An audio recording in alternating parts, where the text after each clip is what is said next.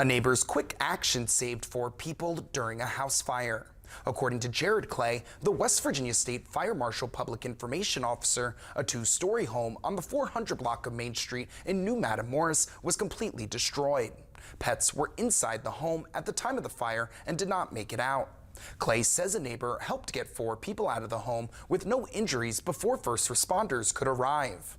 Clay says the heat and high winds on Tuesday caused the fire to ignite a nearby car and melt siding on 2 homes across the street. The cause of the fire is still under investigation and no foul play is suspected, according to Clay.